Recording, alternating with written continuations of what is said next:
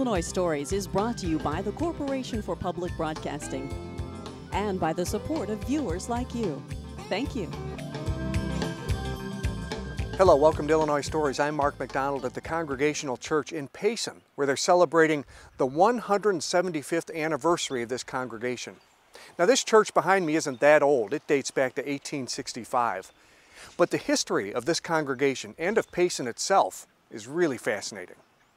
Well, Joel Scarboro, 175 years in these parts is an old church congregation. It is indeed, yes. You know because your great uncle founded this church. Well, he was one of the original members, and he had a lot to do with the founding, certainly, but he's not the only one. There were 20 members who did the founding, so to speak. You're the man we're talking about. The great uncle was the founder of Payson, though. He was the first one to build a cabin here. And he gave the land for this church and for the original church for $1. For $1, quite a guy. The church we're in here is not the original church. This was built in 1865. Yes. Is that right? Yes. Because it's unfortunate, but it seems like old buildings always burn down. I'm afraid so. The first one did, and only a year after it was built, a great tragedy. And it was a lovely little church, one of the nicest in this whole area. But we don't unfortunately have a picture of it. It was just too long ago. I mean, back in 1841 or 1842, nobody had a camera around here. No. But this is a kind of a special church, this Congregational Church in Payson, because you all pay great amount of attention to your anniversaries. And I'm looking now at your pamphlet from your 100th anniversary. Yes. And I mean, and look what you do here. Now this is for 150. Should be 125. Well, there's probably one in there somewhere, yes, but I don't have it. And then there's this one here from, this might be 100. That's 150. 150. Okay. And of course, your 175th is coming up. And I also want to show, look at this picture. This is great. This is from 1870. And I think you know a little bit about this fellow over here. That is Reverend Stryker Wallace, who was pastor from 1870 to 1883, the longest serving minister of any of our pastors in our 47 years. I can identify some of those people, but I think you don't need to go into that great detail. Probably not that great a detail, but it's very interesting, the clothing and just the age of some of these folks in 1870. When you imagine some of those folks look like they're 60, 65 years old. They've been around a while. Of course. Yeah. Now, this church, 1865, this would have been finished right at the end of the Civil War. That kind of puts it into perspective, doesn't it? Yes, it was built really in 64, 65. And Reverend Cephas Leach was the pastor then. He completed his 10-year pastorate in 1865. It's a beautiful church. The lines are so clean, it looks like a New England church. Yes, well, I think that was very much in their minds. They were all New Englanders who were working on the new church. Now, I'm looking toward the back of the church, and it's kind of unusual, I think, to have a pipe organ in a church this size, but that has an interesting history too, doesn't it? Yes, and it was given to us by a church which in Griggsville, Illinois, which had disbanded in 1933. Originally, it sat in this corner, but in time it was placed back there, thinking it was better all around. When the old organ that was played, people sat in their pews, but turned around when the organ was played. I thought that was rather Face interesting. the organ, huh? Yes, they faced the organ. It's interesting. Well, the organ's always in the back of the church. It's a good thing everybody doesn't do that, because they'd all be turned around all the time. Yes. But that's a perfect place for it. How in the world does a church in Griggsville just want to give away its organ? They disbanded, unfortunately. Yeah. Yes, and they found. And some of their members once were members of this church, which sort of helped make the drawing easily. So, you know, we talked about the original church built in 1841, I think you said. Okay, and your great uncle, and remind me of his name again? Albijans Scarboro had a lot to do with building that. Then there was a second church, and interestingly, They wanted to move that church because they wanted to build a new church here. But the second church is still in town, isn't it? It is. It's just across the green here, the city park. And it's a apartment now for two apartments. It doesn't look like a church, but it was used for over 20 years. And imagine living in an apartment. Maybe they know, maybe they don't, that they're living in an apartment that dates back to the mid-1840s. Exactly, yes. How do you suppose they moved that darn thing? I wish I knew, because it would solve a mystery we all would have been wondering about. But it was done, and it was intact when it was moved. Probably horses drew it, or oxen, I don't know what. And maybe skidded it, just skidded it along across the park, huh? Yeah. And why did they want to build a new church? Well, I think that was not considered adequate, and they had grown in size considerably over that period in membership. And they had a very fine minister who was looking ahead, in Reverend Leach. And I think it was built by Joseph Elliott, who was a member of the church, and who has descendants living around, but not members, but descendants. He built the Fall Creek Gorge, which is a stone bridge, very well known. I'm familiar with it.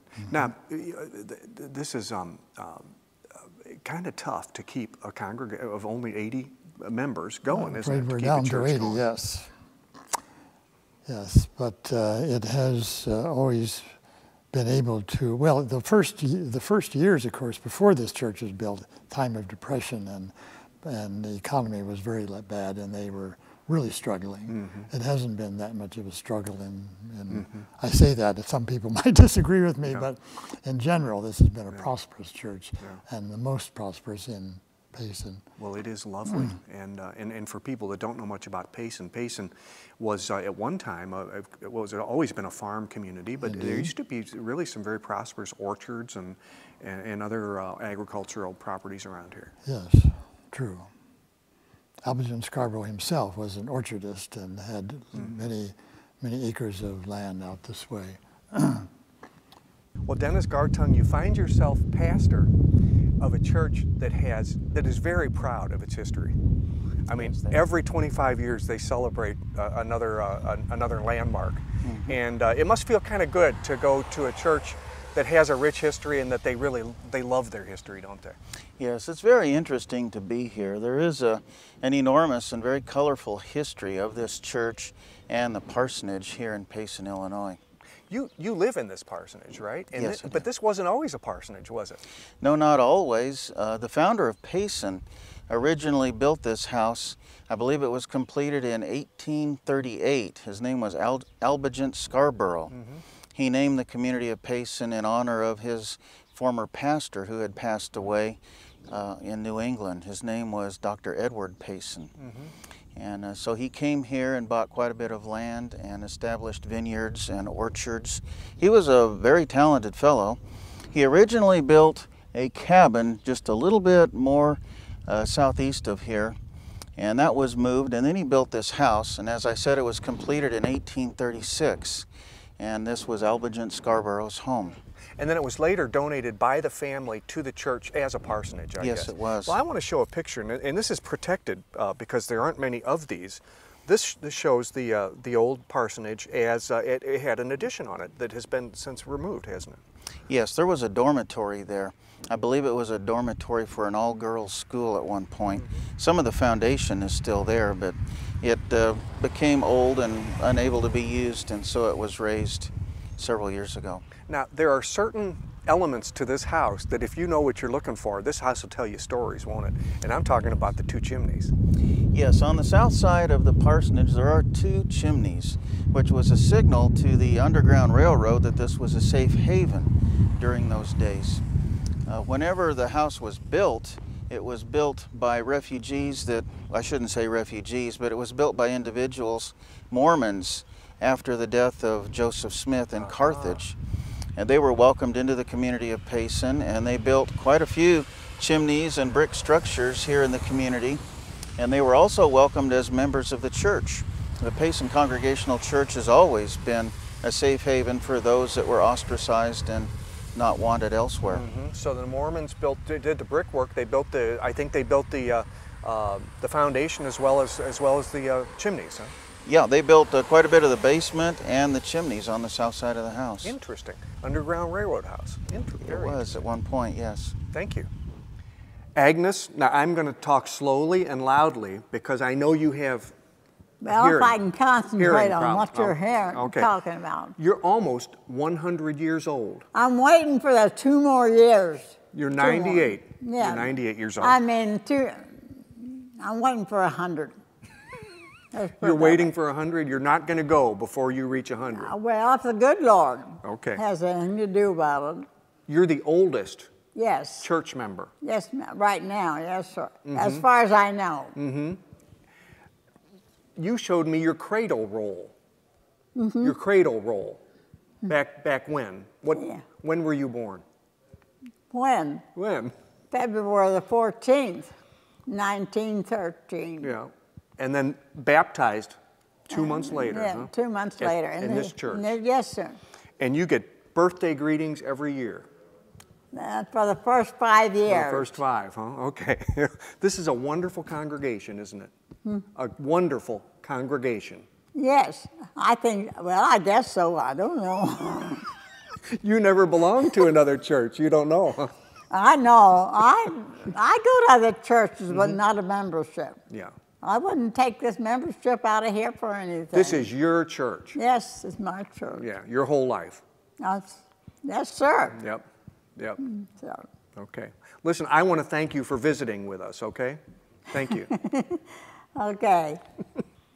Joel Scarborough, your great, and if I get the right number of greats, let me know. 3. Great uncle, right? Albigence Scarborough was the first person to come to Payson and actually try to build a town here. Yes. Where did he come from and what did he do? He came from West Hartford, Connecticut. He was a deacon of the church there, and they were well established. He owned a farm, but he realized from what he kept hearing that the soil of Illinois was much, much better. So he came out as a prospector to look at it. He spent some time in 1833 here. He didn't buy land, but he went back to his family and persuaded them to come, even though they would come with children ages 1 and 3 in a covered wagon. They came in 34. He moved a cabin close to where the present parsonage of the church is located. And that's where they lived until they got the parsonage built in 1839. Moved in 1840. So one of the first things you had to do if you were going to create a community is have a church, right? Here, I'm going to show you. Yes, and he was I'm going to very show devout, Albigence. very This is devout. Albigence here, and he was the man that was responsible. He was also quite a philanthropist in his later years, wasn't he? He really made sure that Payson was taken care of, didn't he? Well, in a way, yes, I think he did. He was not a rich man, but he did share whatever he had. This property that you live on, just outside of Payson, I guess, has been in the family for how many years? Well, since 1838, when my great-grandfather came and joined his uncle. And we have a picture of a lady here who also was a pioneer. That's Nancy Scarborough, who came in 1836. She was a sister-in-law of Albigence. Her husband had been Luther, who died young. Wow. And this fellow somehow got on the same trip, didn't he? Yes, he was on the same boat as Albigence coming west in 1833, and he helped organize Payson as well as. And your great. No, this is my great-grandfather. Great-grandfather. Joel Okay, Kingsbury. Joel, and you're named for him. Yes, I am. Actually, you look quite a bit like him as and well. he was a nephew of Albigence. Came as a very young boy when his parents both had died in New England. And he bought, or was given, I'm never sure, never known, this place where I now live. Right, and you have since built a newer home on the property. Yes. We can show the home that was built originally here, and it was a gorgeous, gorgeous home. And it was very old, wasn't it? It was 1849 with a long long L-shaped house, but you don't see the back of Right, it in there. the back, yeah. A big frame house. And speaking of old-time Payson, this is an interesting photograph too. Back around the turn of the century, 1901, in fact. It's interesting the kind of activities that were going on in the public park. Yes, isn't it? indeed. And in fact, you can see the church steeple, Yes. the same church that we're talking about here. It would still in the draw a lot picture. of people if that sort of thing were It sure would. If you put a hot air balloon down in the park, it sure would. Now, you really are the official historian, because when you were a student at Georgetown University, you chose the history of Payson as your master's thesis, did you not? Yes, that's right. You found, tell me about the trunk you found that had all this information. Yes, well, there was a trunk on the third floor, the attic of the parsonage, which was Albertson Scarborough's home earlier. And it was up against a chimney in that room. And I just happened to see it and was curious enough to look into it. And it was all of Albertson Scarborough's papers, letters primarily, to New England or from New England, and all about the early meetings of the settlers when they had a building to meet. And so it was a good subject for a master's thesis. I'm awfully glad I had. And you you were able to find everything you needed Yes. to recreate the history, Yeah. except something very unfortunate happened to all that thing, which really made your project really Yes. necessary. Yes, there was a fire in my great-grandfather's house, burned down on Christmas Eve, 1949. Christmas night, rather. And then what remained, most of which I had taken to California and had been in my mother's house and didn't burn in that first fire, but when we were assigned to Afghanistan, I stored what remained in a warehouse in Oakland, and the Oakland warehouse burned down. So now all we have is my master's thesis. It's a good thing you wrote it. Yes, I guess it is. Hey, with your master's thesis in my hand, can we walk over here Yes. to this couch? And I wanna visit this couch for a good reason. Legend has it, in fact, history has it, that Albigens, the founder of Payson, died on this couch. Yes. And it's in your home. Yes. It was given to me by the Women's Fellowship in the church because they were remodeling a room in which it had been in many, many years, probably from 1907 when all of Elizabeth Scarborough's possessions were dispersed. And she had granted her home to the church as a possible parsonage. And so they were kind enough because as they were remodeling this room, they didn't need an old couch like this, so they offered it to me. That's It's the only wonderful. Scarborough around, so I'm delighted to have it. Yeah. And it has a great meaning to me. And he was, as I say, he was born in the 1700s, and we don't really 1796. have much left Yeah. from folks who were born in the it's true. 1700s. It's true. And this chair as well Yes, belonged that chair to him too, is didn't it? from his home. Yes. Yeah. You're very fortunate. I am indeed. I feel so. Yes. Thank And you, this, Joel. This is an 1827 piece, but from Joel K. Scarborough's sister. They brought that It was with them bought. from New England. Yes. Yeah. Eventually got. It must have been a treasure, because it's hard to bring things from New England. Yes, indeed. Yeah. Not in the wagon, I don't think, but they came later somehow. Thank you. You're welcome. It's a pleasure to have you here. John Basinger, earlier in the program, we mentioned this organ and the fact that it had such an interesting history. It survived a church closing in Griggsville, and maybe it almost got dumped. Who knows? It may have been a thing of the past. But I wanted you to show us a little bit about it, because back in the 70s, when they moved it from the front of the church to the back of the church, you helped reset it up again. Yes, sir. So you're familiar with this instrument. I wanted to look at this slot in the side, because this has a little story about it, doesn't it? Yes, it does. This slot was where a handle was attached to the bellows inside the organ, and in order to make it have wind to play the organ, to blow the pipes, you had to pump it. And that pumping action was what created the wind. And I believe this slot had a gauge in it where they could tell how high up the bellows was, okay. so that as they pumped, they'd know that they had enough enough air. If they didn't have the gauge high enough, then the individual needed to pump harder. Now, other than that, other than putting in an electric pump in the basement, this has not been changed much. That's correct. Would you take us around to the front of the instrument and show us a little bit about this? And I'm even going to ask you to play it for us so we can hear it. But this is quite a creature, because many of the organs that were built about this time have been sort of retrofitted, but this one is still in its condition, isn't it? Now, yes. It's my understanding this is an 1870 organ. What does the brand tell you about it? Hook and Hastings was an organ builder in Boston, Massachusetts, and they have a history of making very fine instruments during that period. This is one of them.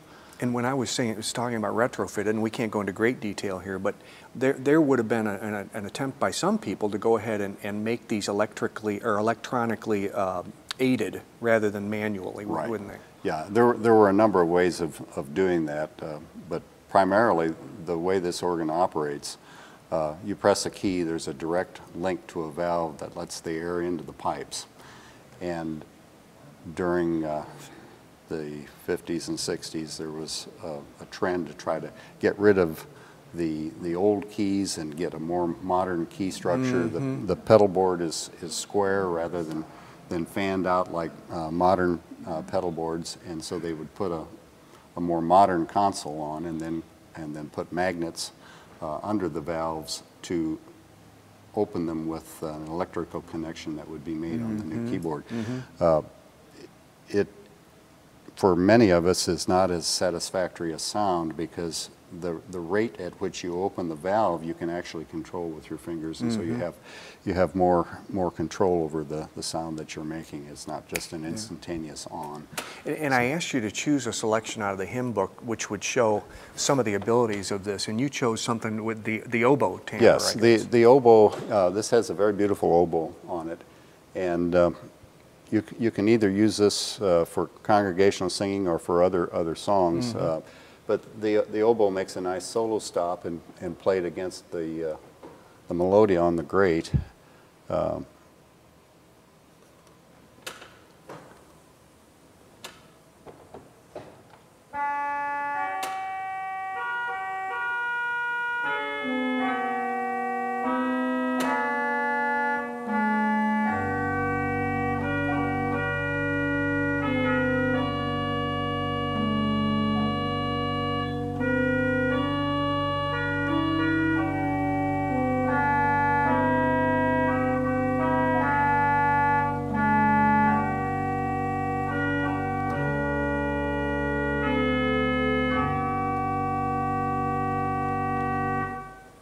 Beautiful, powerful too. Yeah, it's very strong, but yet very smooth and mellow.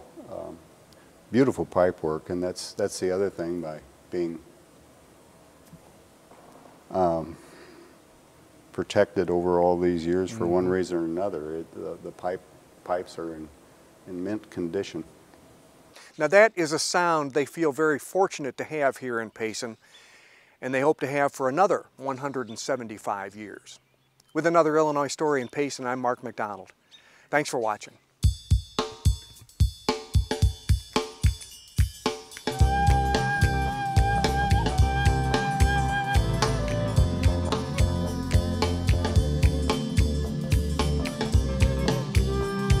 Illinois Stories is brought to you by the Corporation for Public Broadcasting and by the support of viewers like you.